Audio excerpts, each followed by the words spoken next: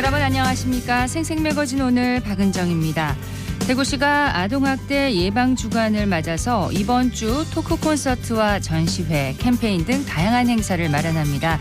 코로나19 기간 급증했던 아동학대는 이 사회적 거리두기가 점차 해제되면서 감소세로 돌아섰는데요. 하지만 학대로 인해 사망한 아동의 경우 대구가 7명으로 전국에서 경기도 다음으로 많습니다.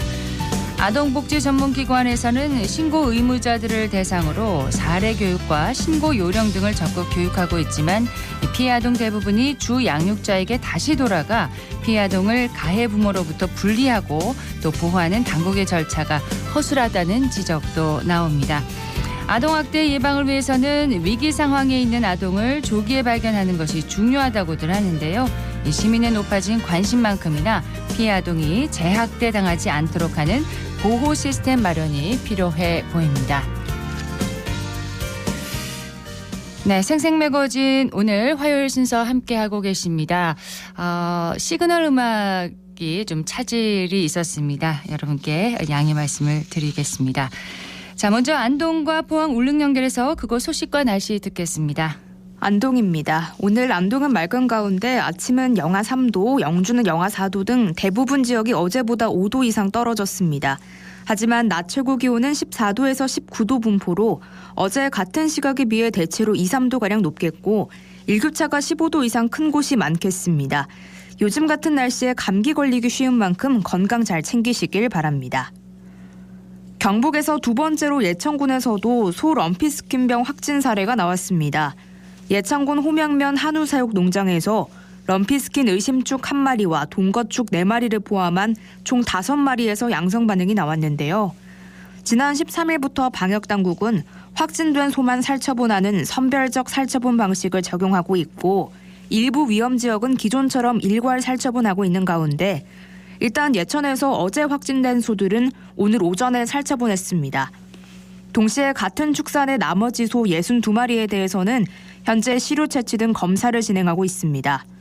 농장 주변 10km 방역대에는 이동 제한이 내려진 상태고 50여 농가에 대해 긴급 예찰이 진행 중인데요. 백신 접종을 모두 완료했지만 항체 형성 기간이 약 3주간 소요되는 점을 감안할 때 이달 말이 마지막 고비가 될 것으로 판단하고 있습니다. 북부권에서 확진 사례가 추가적으로 나온 만큼 피해가 더 커질 가능성이 있으니 축산 농가에서는 방역 더 철저하게 해주시길 바랍니다. 지금까지 안동이었습니다. 이어서 포항에서 전해드립니다. 경북 동해안 지역은 오늘 맑은 하늘과 함께 아침 맞이했습니다. 찬 공기가 느껴졌던 오전과는 달리 낮 시간부터는 기온이 크게 오르며 일교차가 큰 하루가 될 것으로 예상되는데요. 옷차림에 신경 써주시는 것이 좋겠습니다.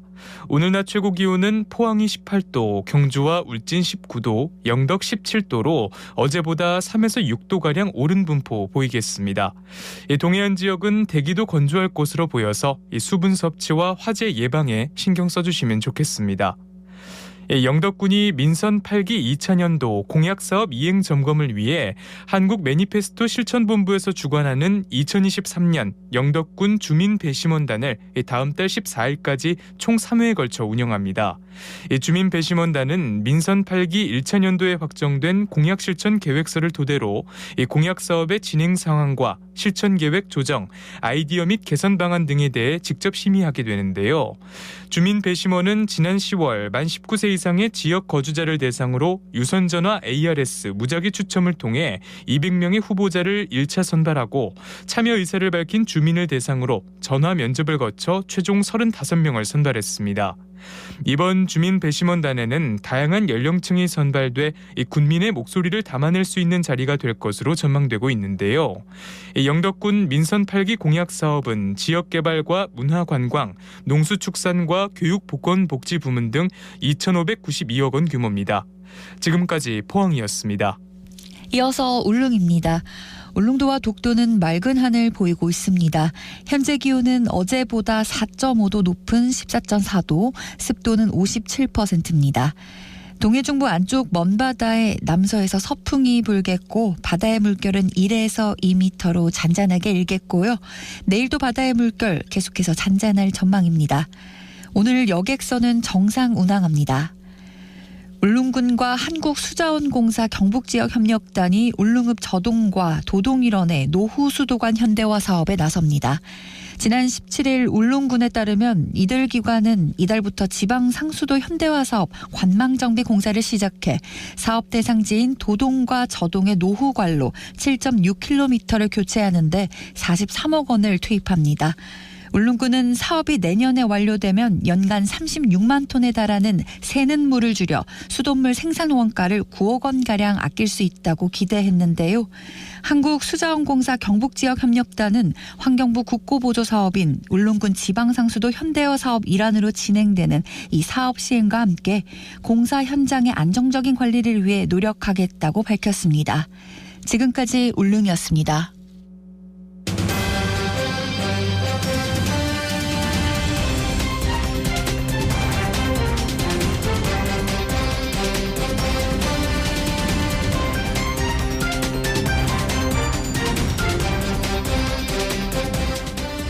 다치거나 의식을 잃는 등 위급한 상황이 발생했을 때 가장 먼저 우리가 떠올리는 것 바로 119입니다.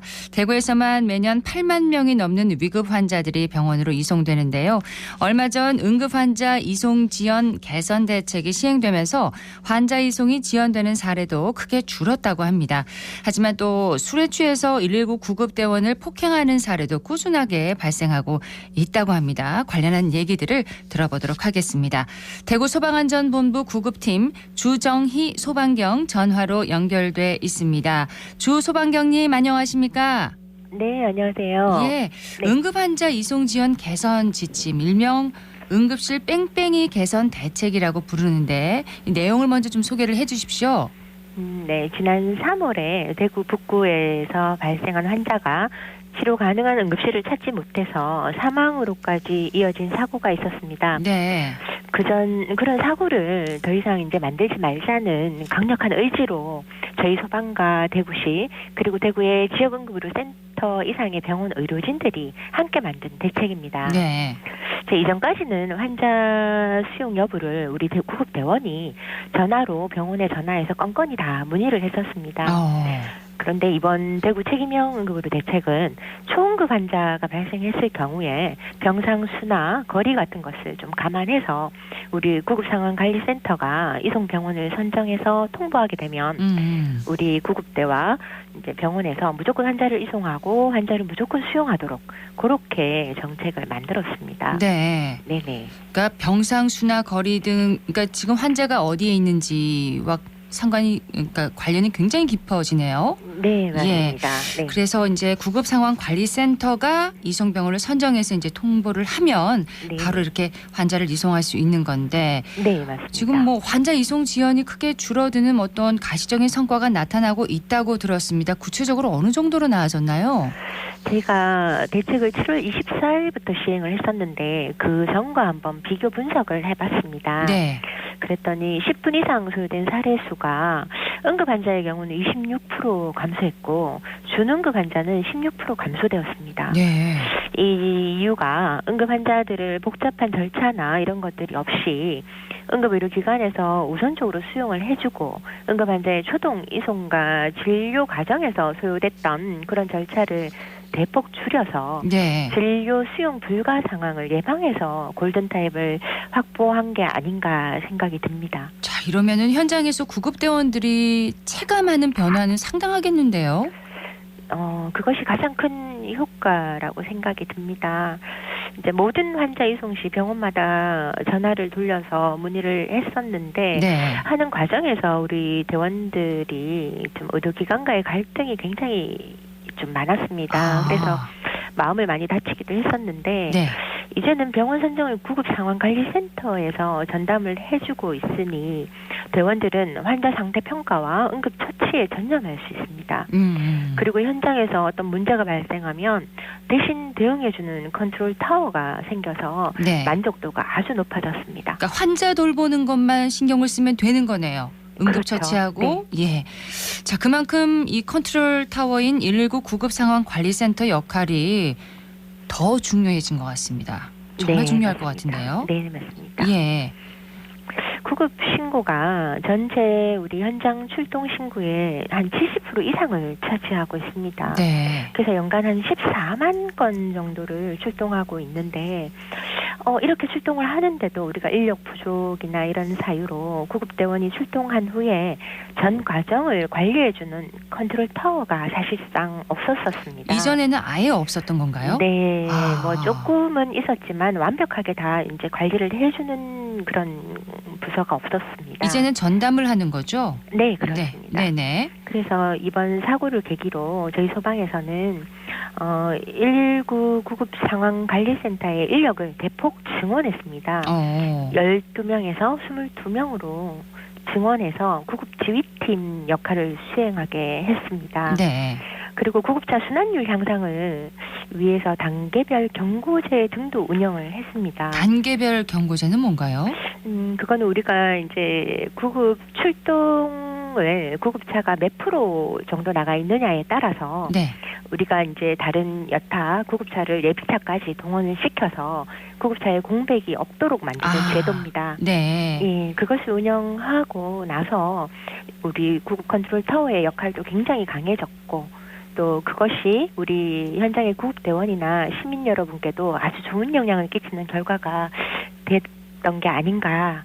앞으로도 이제 더욱 역할을 확대하기 위해서 적극 지원할 계획을 가지고 있습니다. 환자들은 어떻습니까? 119 구급대 이송 체계를 잘 따르고 있나요? 사실 저희가 구급대원들이 한 10번 정도 출동을 나가면 한두 명 정도는 뭐 상태가 경미한데도 대학병원을 고집하는 분들이 아직도 많이 무조건 계십니다. 큰 병원으로 가자. 네, 고집하시는군요. 예, 큰 병원을 좋아하십니다. 예. 그래서 저희가 구급대원들이 아무리 설득을 해도 말을 잘 듣지 않고 고집을 피우시는 분들이 많아서 그 부분이 조금 개선이 돼야 되지 않을까 생각이 듭니다. 네. 경증 환자 같은 경우에는 응급실에 가더라도 당장 진료를 못 봅니다. 오랜 그렇죠. 시간 동안 대기를 해야 되는 경우가 더 많습니다. 네. 그래서 우리 구급대원들이 지금 우리 구급대원들은 전부 간호사고 1급 응급구조사들로 배치가 되어 있습니다. 네. 그래서 이 친구들이 환자 중증도 분류를 굉장히 잘 하고 있고요. 그래서 치료 가능한 병원으로 선정을 할 것인데 제발 우리 구급대원에게 그 부분은 맡겨주셨으면 합니다. 네. 그리고 대구는 10월 말부터 이제 병원 전에 우리가 환자에 대한 중증도 분류를 해서 병원으로 그 환자 정보를 보내주는 119 구급 스마트 시스템을 전국 최초로 시행하고 있습니다. 10월 말부터요? 네네. 그래서 아직은 좀 시행 초기라 원활하게 운영되고 있지는 않지만 참여하고 있는 의료기관에서 조금씩 계속 좋은 평가를 내주고 있습니다. 네. 예, 그렇게 좀 원활하게 운영이 되면 응급의료 문제를 좀 더 해결할 수 있는 시스템이 되지 않을까 생각됩니다. 네. 다른 지역에서 이 대구 119 구급대의 환자 지연 이송 대책 좀 주목하고 있다고 들었습니다. 네, 굉장히 지금 문의 전화도 많이 오고 네. 있고 굉장히 관심을 많이 주시는데 대구와 같은 대책을 시행하기 위해서는 사실 소방만의 노력으로는 불가능합니다. 가장 중요한 것이 의료기관의 협조가 우선되어야 하는 정책인 만큼 네. 좀 다른 지역에서도 시행에 많은 준비를 해서 꼭 성공을 하셨으면 하는 바람입니다. 네. 네네. 네. 그리고 저희 대책이 좀 더 실효성에 대한 분석을 하고 의료기관의 협조도 잘 이끌어서 운영을 하셨으면 합니다. 그렇습니다. 참 안타까운 사고 이후에 이렇게 마련한 거지만 지금이라도 좀 제대로 이렇게 잘 운영이 됐으면 하는 그런 바람이 큽니다. 네. 자, 이렇게 환자의 생명을 지키기 위해서 밤낮으로 구급대원 여러분들이 정말 애쓰고 있는데 그런데도 불구하고 구급대원을 폭행하는 정말 말도 안 되는 일들이 꾸준하게 발생하고 있다면서요. 어느 정도입니까? 최근 3년 동안 전국의 폭행 현황을 보면 이제 20년도에는 196건, 21년도에는 248건, 22년도에는 287건 이렇게 매년 조금씩 증가를 하고 있습니다. 네. 예, 대구도 한 5년간 발생한 구급대원 폭행이 한 45건 정도로 집계되어 있는데 금년도는 한 4건 정도 발생을 했습니다. 구급대원이 이제 또 문제를 확대하는 걸 원치 않아요. 너무 힘들어지니까. 네. 그래서 그런 건 참습니다. 그런 것까지 합치다 보면 이거보다 훨씬 더 많지 않을까. 그렇겠네요. 생각이 듭니다. 예. 네. 술에 취했건 안 취했건 이게 폭행은 분명히 범죄인데 좀 엄정하게 대응해야 하지 않을까요? 네, 맞습니다. 저희 소방기본법에는 우리가 출동한 소방대원에 정당한 사유 없이 폭행을 했을 경우는 5년 이하의 징역과 5천만 원 이하의 벌금을 주게 되어 있습니다. 네. 다른 법에 비해서 처벌 수위가 좀 높죠. 형법에서는 음주, 약물로 인해서 심신장애 상태가 감경 사유가 된다고 알고 있습니다. 네. 그런데 21년 10월 19일에 이런 사유가 처벌 감경이 적용되지 않는다는 법조 조문이 추가가 되었습니다. 네. 네. 근데 이제 실제로는 솜방망이 처벌이 이루어지고 있다는 지적도 있던데요. 사실 구급대원 폭행은 구속률이 좀 많이 낮은 편입니다. 네. 사건 발생 현장에 경찰이 현행범으로 가해자를 체포하게 되면 대다수 신원도 확인이 되고 도주 우려도 없어서 구속이 되지 않는 사건들이 많습니다.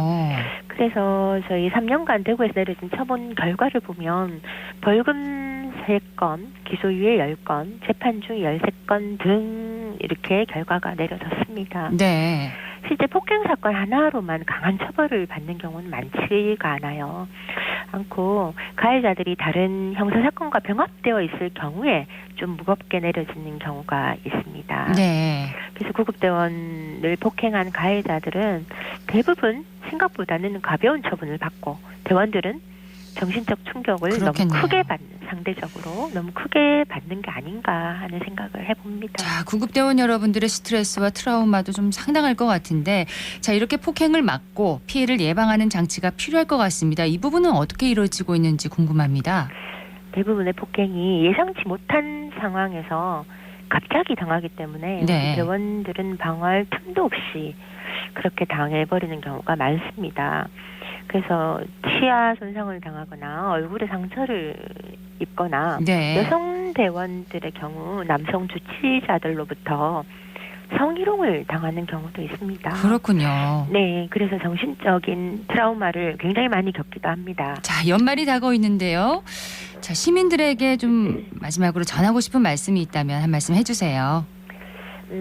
일단 구급대원을 폭행하면 결국 소방의 공백을 초래하게 되고 네. 응급 환자가 발생할 경우 적절한 대응이 어렵습니다.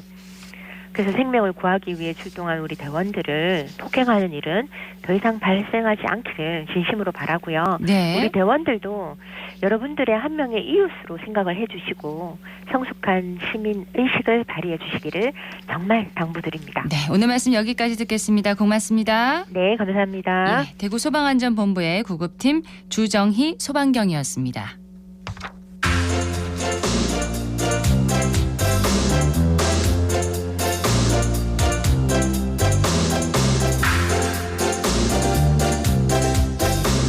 지난 주말 대구 스타디움 서편광장에서는 포항 고향사랑 농축수산물 직거래 장터 그리고 문화예술제가 열렸습니다. 현장에 서유리 리포터 다녀왔다고요?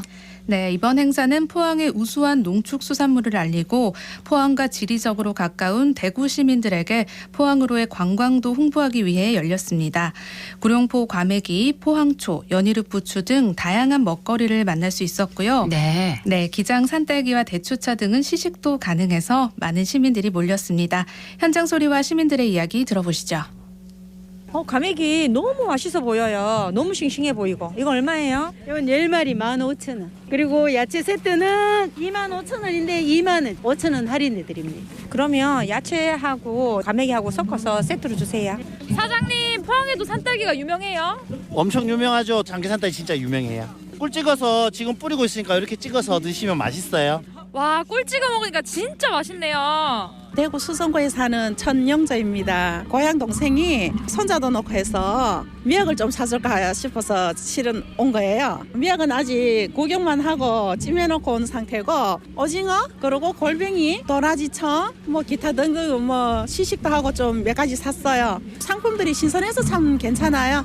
포항에서 직접 생산해서 직접 내 눈으로 보고 가져왔는 거를 보고 사고 싶어서 실은 온 계기예요. 차후에 죽도시장에서 축제를 한다면 필히 저는 가볼 거예요. 저도 그 포항고등학교 나와서 대구에서 살고 있는 조재용입니다. 포항하면 구룡포 과메기 유명하니까 그걸 샀고요. 더 다른 많은 수산물이 좀 나왔으면 더 좋았겠다 이런 생각이 들었습니다.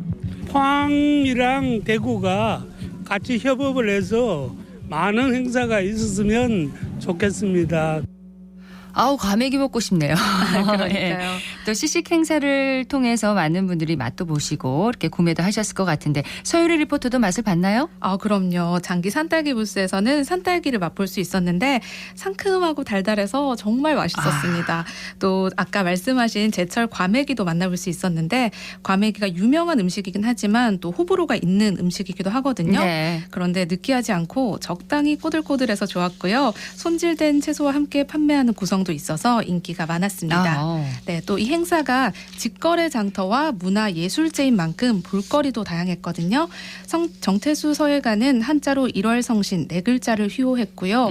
권용섭 독도 화백의 수묵화 퍼포먼스, 또 포항시립 합창단의 공연 등도 시민들의 눈가기를 즐겁게 해줬습니다. 그렇군요. 네, 직거래 장터에 참여한 상인들의 이야기 들어봤습니다.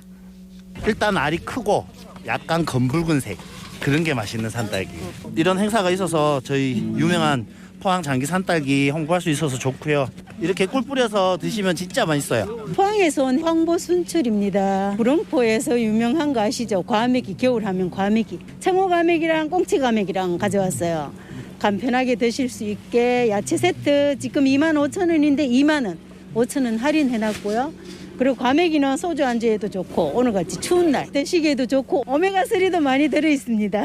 지금 일단 보시기에 요 기름기가 잘 흐르면서 윤기가 있는 거, 갈색빛 나는 거 이런 게 제일 좋아요. 나중에도 드시고 싶으시면 저희가 진공했는 게 있으니까 두고두고 드실 수가 있어요. 진공이 안 터지면 1년 동안도 냉동 보관이 가능합니다. 여기 행사 와서 과메기를 더 널리 알려줄 수 있어서 더 좋고요. 여기 행사 끝나고도 과메기 드시고 싶다 하신 분들은 구룡포로 놀러 오세요. 예, 대구에 있는 포항 향후회에서 이번 행사를 마련했다고요. 향후회가 특산물 판촉 행사를 주관하는 건 흔하지 않은 일 아닌가요? 네, 전국에서도 처음이라고 하는데요. 이번 행사명에도 고향사랑이 붙어 있는 것처럼 이건 사실 고향사랑 기부제와도 관련이 있습니다. 네. 고향사랑 기부제는 자신의 주소지 이외의 지자체에 기부하면 지자체는 기부금을 주민 복리 증진에 사용하고 기부자에게는 답례품과 세제 혜택을 주는 제도입니다. 네. 포항에 10만 원을 기부하면 호미곶 돌문어 숙회 그리고 라면 세트 이런 걸 받을 수 있다고 하더라고요. 그렇군요. 네, 계속해서 제대구 포항향후회 손만호 부회장의 이야기 들어봅니다. 포항시 업체가 24개, 인근업체가 24개, 48개 부스가 들어있고 김치라든지 미역이라든지 지금 우리가 나눠주고 있는 물미역은 포항에서 자연산으로 나와갖고 집에 가서 바로 먹을 수 있는 그런 물건들이 있습니다. 그리고 포항 기계에서 나오는 꿀이라든지 장기 산딸기가 유명한데 지금 250박스 정도 와갖고 대구 시민들 홍보를 하고 있습니다. 장기에서 키우고 있는데 굉장히 물건이 좋습니다. 대구시에서 이렇게 협조를 해줘갖고 참 저희들로서는 기쁘고요. 앞으로 포항시 향후에도 대구에 이렇게 기여할 수 있는 기여도를 높이도록 하겠습니다. 포항이 다 공업도시라고 생각을 하고 있는데 사실은 수산물 도시고 청정 도시입니다. 그래서 포항에 나는 이 수산물들, 농산물들은 어느 도보다 더 유명합니다. 깨끗하고. 그래서 여기 계시는 분들이 포항에 있는 수산물, 농산물을 많이 이용해 주시면 우리나라의 경제가 살고 포항 경제도 살 것 같습니다. 행사가 끝나면은 포항 온라인 쇼핑몰 포항 마켓에 들어가시면은 지금 현재 판매하고 있는 모든 물건들이 있으니까 주문하시면 되고요. 포항 영일대 헬스장의 스페이스워커, 포항시 동미동에 가면 포항 운하체험, 이번에 또 포항에 새로 생긴 맨발 걷기 구간이 있습니다. 포항이 최초로 시작하여 포항 송도 헬스장과 포항 시내를 잇는 아주 아름다운 맨발 걷기가 있습니다. 맨발 걷기 체험하시고 죽도시장 가시면 좋을 것 같습니다. 포항 농산물 많이 사랑해 주시고 대구 시민들도 관심을 가져주시면은 저희 포항 또한 대구에 많은 관심을 가지고 서로 상생하는 그러한 도시가 됐으면 좋겠습니다. 감사합니다. 네, 품질 좋은 농수산물을 저렴한 가격에 살 수 있는 기분 좋은 지역 교류 앞으로 더 활발하게 일어나면 좋겠습니다. 네, 서유리 리포터 잘 들었습니다. 고맙습니다.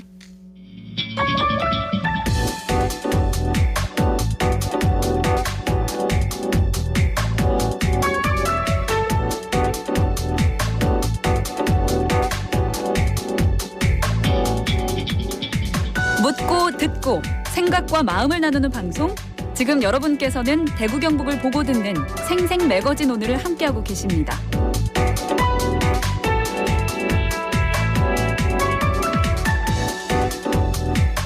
생생 매거진 오늘 함께하고 계십니다. 11시 30분 지나고 있습니다.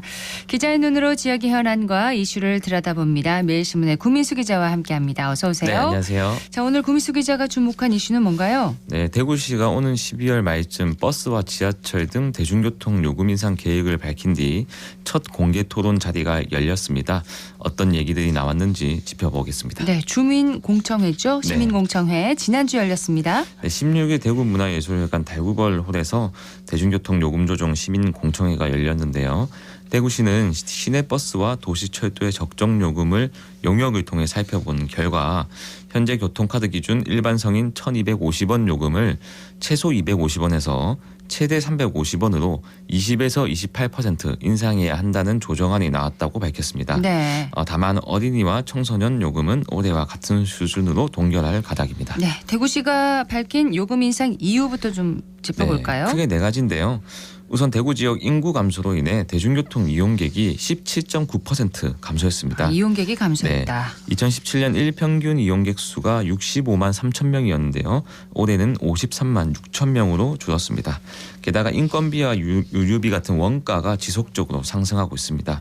운송 원가보다 낮은 요금은 적자 구조를 지속시키고 있는 구조고요. 네. 대구 대중교통의 원가 해소율은 50%에도 못 미치는 42.9%라고 합니다. 그럼 문제는 이 모자란 운송 수익금을 시 재정으로 이제 충당하고 있다는 거죠? 네, 준공영제에 따른 대구시 재정 부담도 늘고 있습니다. 시 재정지원금은 2017년 975억 원에서 올해 2,393억 원으로 145.4% 증가했습니다. 네. 김대영 대구시 교통국장은 2016년 이후 7년간 요금을 동결했다면서 코로나19가 없었다면 5년마다 조정했을 텐데 물가 상승률과 더불어서 요금 인상 불가피성은 모두 공감할 것이라고 했습니다. 또 서울, 부산 등 타 시도는 이미 요금은 올렸다면서 시민들의 공감을 얻도록 노력하겠다고도 덧붙였습니다. 대구시뿐만 아니라 대구교통공사 그리고 대구버스조합은 모두 인상에 찬성하는 입장이겠죠. 네, 박순환 대구교통공사 운영본부장은 국회와 국토부에 예산 지원을 요구했지만 반영이 안 돼 지자체 예산만으로는 한계에 도달했다고 진단했습니다. 네. 공사도 지하철 시설 노후화와 유지 보수비 등이 많이 투입돼서 너무 힘들다는 건데요. 요금을 인상하고 서비스를 강화하겠다는 말도 덧붙였습니다.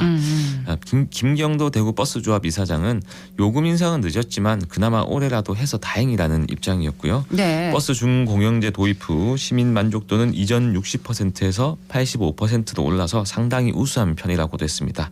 또 버스 기사들이 대체로 친절하다고도 했습니다. 자, 시민공청회잖아요. 네. 찬성 의견도 있었겠지만 반대 의견도 있었나요? 네, 다른 패널들도 요금을 인상해야 한다는 것에 대해 대체로 동의하는 분위기였습니다. 하지만 원인은 개선하지 않고 적자를 이유로 무조건 요금을 올려 서민들에게 부담을 가중시킨다는 지적도 많았습니다. 네. 임경희 대구경북 소비자연맹 회장은 재정지원금 증가는 2006년 버스 준공영제를 시행하면서 20년 가까이 제기된 문제라고 지적을 했는데요. 인구 감소도 오랜 문제인데 아무 준비도 하지 않다가 이제와 요금을 인상하겠다고 하니 적자 누적과 인상 요인에 대한 대안도 대책도 없이 밑빠진 독에 물 붓는 격이라고 지적했습니다. 네, 대구가 유독 자가용 이용률이 높다고 들었습니다. 이 점이 이제 대중교통 서비스가 유심히 또 살펴볼 대목이 아닐까 싶어요. 네. 대구 지역의 자가용 비율은 인구 100명당 43%인데요. 서울, 부산이 20%대인 것과 비교하면 2배에 가깝고요. 정현수 대구 녹색소비자연대 대표는 대중교통 승객이 줄어드는 것은 대중교통을 이용하는 시민들에게 불쾌감을 주는 대구시 정책 탓이라고 지적을 했습니다. 버스 회사들의 경영 합리화 개선책을 점검하고 방만은 없었는지 준공영제를 재검토해야 한다는 지적도 나왔습니다. 예. 황정아 녹색당 대구시당 운영위원장은 버스 준공영제로 개인 회사들은 대구시로부터 재정 지원을 받아 운영하는데 운영 합리화 평가는 얼마나 잘했는지 알 수 없다고 지적을 했고요. 또 세금으로 공적 자금을 투입한 만큼 시민들이 혜택을 입어야 하는데 적자를 봤다고 왜 또 시민들이 피해를 봐야 하냐 이렇게 지적을 했습니다. 그러니까 요금 인상 이 이슈가 대중교통 서비스 전반에 대한 시민들의 불만으로 지금 이어지고 있는 분위기네요. 네, 맞습니다. 정작 이 탄소 중립을 실천하는 대중교통 이용 시민에 대한 혜택이 전무하다는 점도 이번 공청회의 주요 쟁점 중 하나였습니다. 네. 때문에 요금을 올려도 대중교통을 이용하는 시민에게 캐시백이나 마일리지 적립 같은 혜택을 주거나 대중교통의 전반적인 서비스 질을 개선해야 한다는 제안이 나왔습니다. 대구로 페이와 연결해서 대중교통 정기 이용자에 대해 할인 혜택을 주거나 쿠폰 등을 발급하는 것도 대중교통 이용객을 늘리는 방안이라는 주장입니다. 좋은 방법이네요. 네. 예, 제안인데 대중교통 이용하는 시민들은 이런 기후 위기 시대에 당연히 존중받아야 할 대상인데 이런 부분은 전혀 고려치 않고 있다. 이런 지적인 거잖아요. 이 대중교통이 적자라면서 오히려 천덕꾸러기 취급하는 것 같아서 좀 안타까운 건데요. 참석자들은 대구시가 대중교통 이용자를 늘리기 위해 얼마나 노력하고 개선했는지 그런 부분은 전혀 피부로 느껴지지 않고 공감도 잘 되지 않는다고 꼬집었습니다. 황정아 녹색당 대구시당 운영위원장은 탄소 중립에 기여하는 시민들이 왜 요금 인상으로 부담을 떠안아야 하냐면서 구조적 문제는 해결하지 않고 요금만 인상하니 도저히 납득이 안 된다 이렇게 지적을 했습니다. 그러니까 요금 인상이 다소 일방적이다 이렇게 생각하는 분들도 분명히 계시겠네요. 네, 객석에서도 그런 부분에 대한 불만이 터져 나왔고요. 의견을 듣겠다면서 사실상 인상을 확정한 토론이라는 지적이 나왔습니다. 또 평일 오전 시간 교통이 다소 불편한 장소도 비판받았습니다. 시민 참석이 불편한 공청회라는 지적인데요. 한민정 정의당 대구시당 위원장은 요금 인상 이야기만 답정너처럼 반복한다면서 정작 시민들이 참석하기 힘든 시간대와 장소에서 공청회를 열어 시민들이 얼마나 공감할지 모르겠다. 매우 유감이다. 이렇게 비판을 했습니다. 요즘 물가를 비롯해서 오르지 않는 게 없긴 하지만 운송 서비스도 만만찮네요. 네, 지난 10월 지하철, 버스, 택시 등 운송 서비스 물가가 전년 동월 대비 9.1% 상승했는데요. 네. 이는 16년 만에 가장 크게 오른 수치라고 합니다. 시내버스 요금은 11.3%, 시외버스는 10.2%, 지하철 요금은 9.2%씩 각각 가파르게 상승을 하고 있는데요. 네. 이 중에서도 택시 요금이 무려 20%나 올랐습니다. 지난해 12월부터 심야 할증 요금 인상과 함께 올해 기본 요금이 상승한 탓입니다. 이게 전체적인 인상 요인인 거죠. 맞습니다. 많은 지자체들이 요금 인상을 이제 결정하는 추세인가 보네요. 네, 수도권이 지난달 지하철 요금을 1,250원에서 1,400원으로 인상을 했고요. 춘천, 천안, 아산, 부산, 양산에서도 요금이 올랐습니다. 시내버스 요금은 올해 1월 강원, 8월 서울과 울산, 10월 인천, 부산에서 올랐고요. 네. 시외버스 요금은 지난해 11월, 올해 7월 각각 올랐습니다. 택시도 마찬가지인데요. 지난해 12월 서울과 청주, 충주에서 심야 할증이 확대 시행이 됐고요. 기본 요금은 올해 1월 울산, 대구를 시작으로 2월 서울, 6월 부산, 경남으로 확대가 됐습니다. 네. 하반기에는 거의 대부분의 지역이 택시 요금을 인상했습니다. 자, 문제는 이렇게 택시비와 대중교통 요금이 연이어 오르면서 서민들의 가계 교통비 부담이 더 커지고 있다는 거 아니겠습니까? 네. 올해 2분기 가계 동향 조사에 따르면요. 전체 가계는 교통비의 월 평균 33만 7천 원을 지출하는 것으로 나왔는데요. 이게 1년 전보다 1.9% 정도 부담이 늘어난 수치입니다. 네. 교통 지출 중에 자동차 구입비와 유지비 등을 제외하고 기차, 지하철 비용과 버스, 택시 요금을 따로 보면 올해 2분기 철도 운송과 육상 수송 지출은 각각 8,000원, 2만 1,000원으로 집계가 됐는데 이것 또한 역시 1년 전보다 30%, 14.2% 각각 오른 수치라고 합니다. 네. 소득별로도 좀 차이가 있는데요. 소득 하위 20%인 1분위에서는 1.7%로 가장 높았고요. 5분위, 그러니까 상위 1%인 5분위에서는 0.9%로 가장 낮았습니다. 교통비가요? 네. 예. 교통비 인상률이요. 예. 서민의 발인 대중교통이 서민을 옥죄는 그런 양상을 보이고 있다고 해석할 수 있습니다. 자, 7년 만에 이제 인상을 앞두고 있는 대구시 대중교통 요금. 구미수 기자는 이제 취재하면서 어떻게 보고 있습니까? 네, 저도 요즘 지하철 버스 좀 자주 이용하는 편인데요. 네. 다른 지역에 비해서는 조금 불편한 점이 많이 있습니다.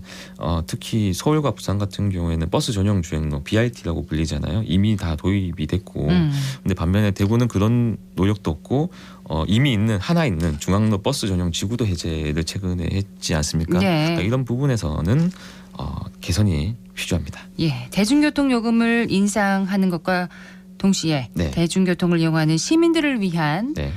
지원 대책 인프라 개선이 좀 필요합니다. 좀 필요할 것 같습니다. 매일신문 구민수 기자였습니다. 고맙습니다. 네, 감사합니다.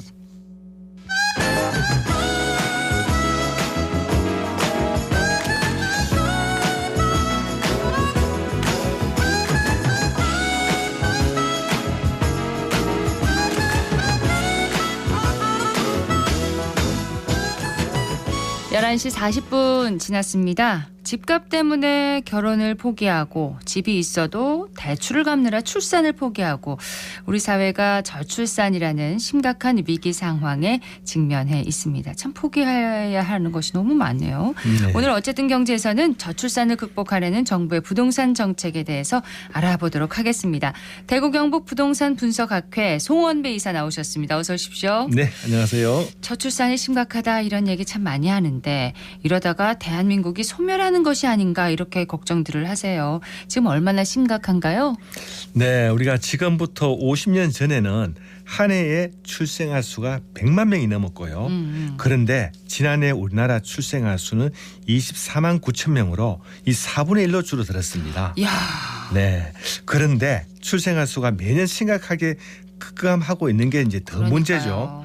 아이를 안 낳기도 하지만 이 경제적인 부담과 함께 이 비혼주의가 증가하고 있고 또 결혼 비율도 급감하고 있는데요. 네. 이 제 한 몸 건사하기도 힘든데 이 결혼까지 감당하지 못하겠다는 등의 이유로 대한민국이 현재 저출산 위기입니다. 2022년 합계 출산율은 0.78명이고요. 혼인 대비 출산 비율은 1.24명으로 전 세계에서 가장 낮은 출산율을 보이고 있습니다. 아유. 그래서 이제 저출산 좀 극복하자 이런 대책들 계속 이제 쏟아지고 있긴 한데 실효성에 대해서는 좀 의문이 있어요. 네, 현재도 신혼부부에게는 공공주택 입주 기회나 또 주택 청약 시에 신혼부부 특별 공급의 기회도 제공하고 또 신혼부부에게는 금융 지원을 해주고는 있지만 역부족이라는 평가하고 있습니다. 네. 이 결혼해도 출산을 하지 않는 경향이 심화되고 있고 또 저출산 대응에는 한계가 있었지요. 이 또한 혼인하는 경우에 주택담보대출이나 이 청약이 미혼보다 불리한 구조도 있어서 오히려 결혼하면 손해라는 인식도 있었습니다. 그렇군요. 그래서 정부는 혼인 여부와 관계없이 출산 자체에 이 직접적인 혜택을 집중하고 청년들이 혼인과 출산을 망설이지 않도록 이 제도적 미비점을 개선키로 해야 했는데요. 이 정부는 저출산이 구군이 달린 문제로 심각하게 인식을 하고 판을 뒤집는 가감한 접근으로 부동산 정책을 제시했습니다. 네. 그 첫 번째가 신생아 특례 대출입니다. 그러니까 결혼을 하지 않고 출산해도 지원을 해주고 혜택을 준다는 거잖아요. 네, 예. 네. 신생아 특례 대출. 아기를 낳으면 그러면 대출을 우대해주는 제도인가요? 네, 맞습니다. 예전에는 결혼이 전제였다면 지금은 결혼 여부와 관계없이 출산 가구에 파격적인 지원을 하겠다는 내용인데요. 이 출산 가구가 이 내 집 마련을 위해 주택 구입 자금 대출을 신청하면 최저금리가 1.6%입니다. 아주 파격적이죠. 그러네요. 한국은행 기준금리가 3.5%이고 시중은행의 대출금리가 5% 정도인데 이 대출금리 1.6%라면 빚이라도 무조건 쓰고 싶어질 겁니다. 그러네요. 그러나 이제 이 신생아 특례 대출의 자격 요건이 우선 돼야 되는데요. 네. 이 대출 신청일 기준 2년 내에 아기를 출산한 무주택 가구가 대상이 됩니다. 기간이 중요하군요. 그렇죠. 근데 2년 내라고 했지만 23년 올해 1월 1일부터 출생한 아기가 있는 가구여야 하고요. 대출 신청은 내년 1월 1일부터 실시가 됩니다. 그래서 신생아 기준은 23년 1월 1일 태어난 아기부터 이 신생아 특례 대출이 적용되기에 속상하시면 지금이라도 아기 하나 더 보시면 되겠습니다. 그러면 대출 신청일 기준 2년 내이지만 무조건 이제 올해 1월 1일에 태어난 아기부터 해당이 된다는 거군요. 네, 맞습니다. 예, 주택구입자금 대출 금리가 1.6%라고 하면 정말 낮네요. 정말 파격적인데 네. 까다로운 조건이 덧붙여서 있는 건 아닌가 궁금한데요. 네, 물론 추가적인 조건들이 있기는 합니다만 지금까지의 조건들에 비하면 그래도 아주 이 파격적인 완화 요건을 제시하고 있는데요. 우선 소득 요건을 보게 되면 이 신혼부부의 연소득이 7천만 원 이하 소득자만 대상이 되었지만 네. 이 아시다시피 결혼이 늦어지고 연령대가 높아졌기에 소득 7천만 원 넘는 사람들은 신청하고 싶어도 대상이 안 되었죠.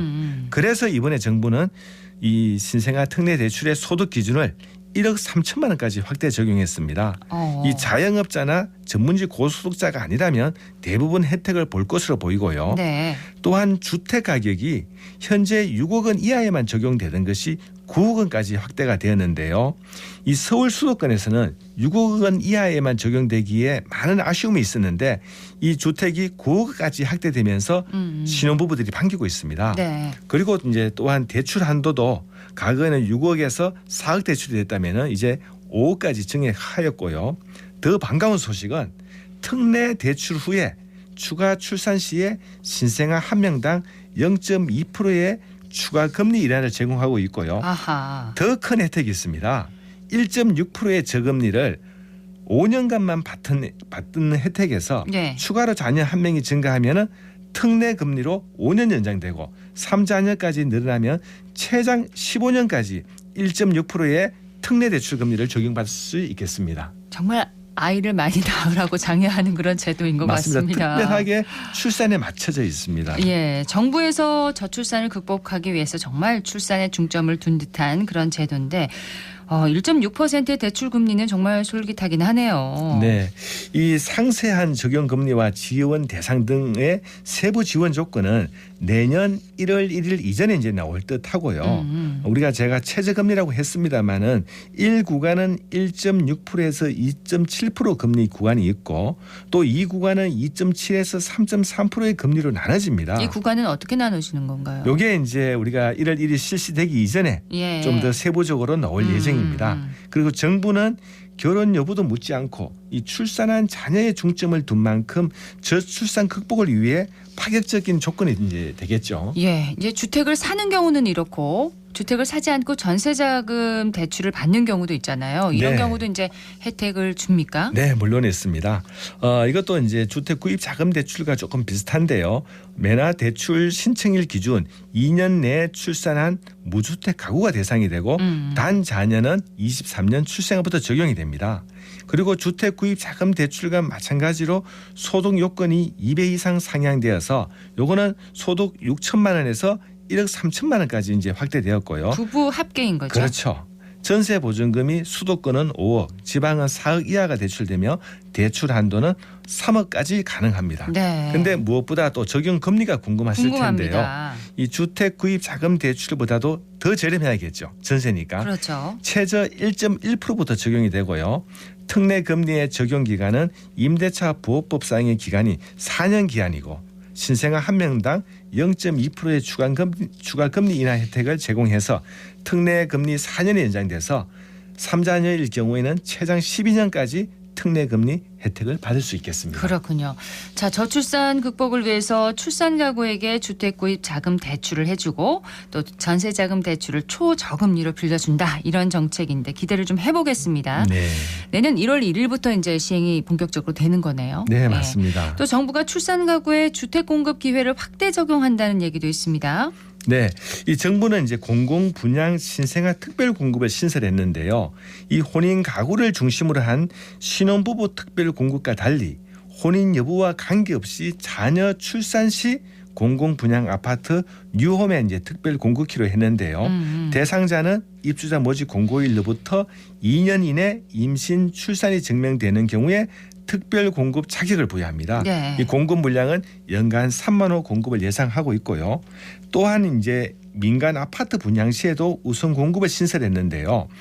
입주자 모집 공고일로부터 2년 이내 임신 출산이 증명되는 경우 현재 적용 중인 청약 제도의 생애 최초 특별 공급과 신혼부부 특별 공급 시에 출산한 가구에게는 해당 특별 공급 물량의 20%를 선배정하기로 했습니다. 네. 그러면 아파트 청약할 때 출산 가구에게 이제 최우선 당첨의 기회가 생기는 건가요? 그렇죠. 이게 이제 신설된 거죠. 이 생애 최초의 특별 공급, 신혼부부 특별 공급 물량이 이렇게 배정을 하는데 전체 물량이 한 30%가 됩니다. 네. 이 30% 물량 중에서 20%를 신생아 놓은 아이에게 선배정을 하고 네. 여기에 당첨되지 않으면 이 물량이 다시 특별 공급 물량으로 넘어가게 되겠고요. 두 번 떨어지게 되면 이 물량이 다시 1순위 공급 물량으로 자동 넘어갑니다. 기회가 계속 있네요. 그렇죠. 이 출산 가구에는 민간 아파트 청약 시 당첨의 기회가 많아진다고 할 수 있죠. 여기에다 초저금리 혜택을 받을 수도 있고요. 그야말로 출산을 한다면 일석이조 아니 일석삼조가 될 듯합니다. 네, 혼인을 할 때 불리한 청약 조건을 혼인과 출산에 좀 유리하도록 제도를 좀 개선을 한다는데 이건 어떻게 바뀌는 건가요? 네, 현재 2인 가구의 소득 수준이 1인 가구 소득 기준의 2배보다 낮아서 맞벌이 신혼부부는 미혼일 때보다 오히려 청약 시에 불리합니다. 네. 그래서 이제 공공주택 특별 공급 시 추첨제를 신설해서 맞벌이 가구는 월 평균 소득의 140% 적용하던 것을 200% 이제 기준으로 완화키로 했고요. 또한 이제 청약의 기회도 확대되는데요. 현행 같은 날 발표되는 청약에 부부가 두 사람이 각각 신청해서 중복 당첨될 경우에는 둘 다 무효 처리했습니다. 그런데 이게 개선되는 사항은 중복 당첨 시에도 먼저 신청해서 당첨되는 경우에는 이것을 당첨으로 간주하기 때문에 네. 청약 기회가 1회에서 2회로 확대되는 효과가 있습니다. 그렇군요. 다자녀 혜택도 있잖아요. 네. 다자녀의 기준도 좀 바뀐다면서요? 그렇죠. 이 민간 분양 아파트의 다자녀 특별 공급 기준이 3자녀로 높아서 이 최근에는 다자녀 특별 공급이 많지가 않아서 미달 사태도 많이 발생을 했습니다. 네. 이 개선되는 사항은 2자녀부터 다자녀 특별 공급 신청이 가능해지게 됩니다. 아, 그렇군요. 예. 네, 2자녀부터 이제 다자녀 특별 신청은 가능하되 자녀 수 가점으로 자녀가 많을수록 유리한 구조는 유지키로 했고요. 네. 또한 배우자의 결혼 전에 주택 소유와 청약 당첨 이력은 배제키로 했습니다. 그러나 청약 시점 부부 모두 무주택 요건은 필요하고요. 마지막으로 이 청약 시 신청자 본인의 청약 통장 가입 기간만 산정했었는데 네. 이번에 개선되는 사항은 본인뿐만 아니라 배우자의 청약 통장 가입 기간도 합산해서 미혼보다는 신혼가구가 청약 가점에 유리하게 개선 다 되도록 하겠습니다. 이런 저출산을 극복하려는 정부의 부동산 정책이 좀 효과를 보기를 기대를 하겠습니다. 대구 경북 부동산 분석학회 송원배 이사였습니다. 고맙습니다. 네, 감사합니다.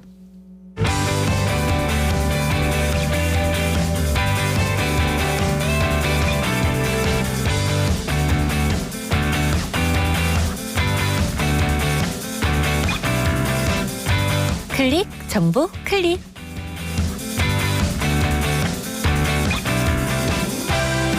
추운 날씨에 전기 매트 사용이 많이 늘어나고 있는데요. 소방당국에 따르면 최근 5년간 대구에서 발생한 전기 매트 화재가 49건으로 집계된 만큼 화재 예방을 위해 각별한 주의가 필요합니다. 이 화재 예방을 위해서는 전기 매트와 라텍스 매트리스를 함께 사용하지 말고 장시간 보관 시에는 열선이 접히지 않도록 말아서 보관해야겠고요. 외출 시 반드시 전원을 차단하는 등의 화재 예방을 위한 주의가 필요하겠습니다.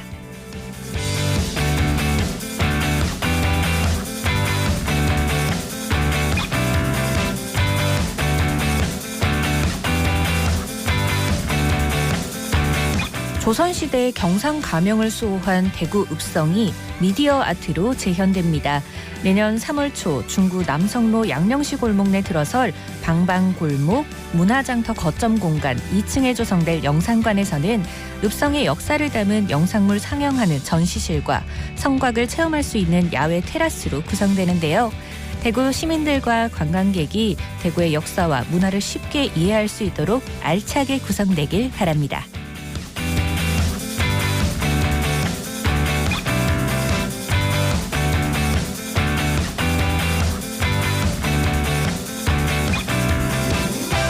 2023 대구광역시 무형문화재 제전이 오늘부터 26일까지 대구문화예술회관에서 열립니다. 이번 제전은 대구시 무형문화재 개인 종목 보유자와 전수자들의 작품 전시, 공연을 시민들에게 선보이는 자리인데요. 각 종목 보유자가 직접 제작 과정을 실현하고 작품에 대한 설명도 진행합니다. 자세한 일정은 대구 무형문화재 전수교육관 누리집에서 확인할 수 있습니다.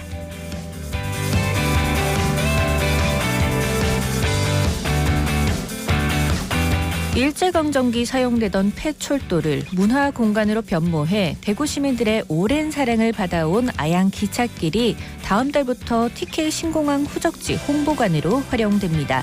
기찻길 안 갤러리에서는 지역 미술가 40여 명의 전시를 열어 지역 작가를 지원하는 동시에 지역민들의 문화 향유 기회를 넓혀왔는데요. 다음 달부터는 홍보관으로 새 단장의 시민들을 찾아갑니다. 보행 환경과 야간 경관도 개선된다고 하니까요. 꾸준히 사랑받는 공간이 되기를 바랍니다.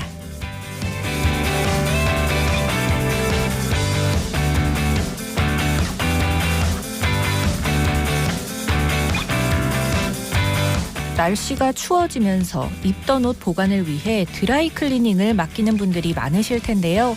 이 드라이 클리닝이 끝난 후에는 옷에 쌓인 비닐을 제거한 뒤 옷을 보관해야겠습니다. 이 드라이 클리닝을 할 때 옷을 열풍 건조하는 과정에서 파킨슨병 발병 위험을 높일 수 있는 물질이 휘발돼 옷에 붙을 수 있기 때문인데요.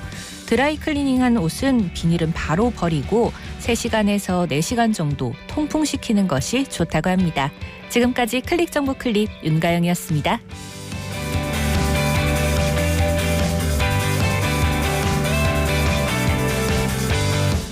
오늘 대구 경북 지역 대체로 맑은 날씨 보이겠습니다. 아침 기온은 영하 4도에서 영상 5도 분포로 어제보다 1, 2도 가량 낮았는데요. 낮 기온은 14도에서 19도 분포로 어제보다 2, 3도 가량 높겠습니다. 그만큼 낮과 밤의 기온차가 15도에서 20도로 매우 크게 납니다. 건강관리에 계속 주의하셔야겠습니다. 모레 목요일까지는 아침 기온이 영상권으로 이어지면서 평년 기온을 웃돌겠고요. 낮에도 15도를 넘나들면서 포근한 날씨 계속 보이겠습니다. 생생매거진 오늘 준비한 순서 여기까지입니다. 박은정이었습니다. 고맙습니다.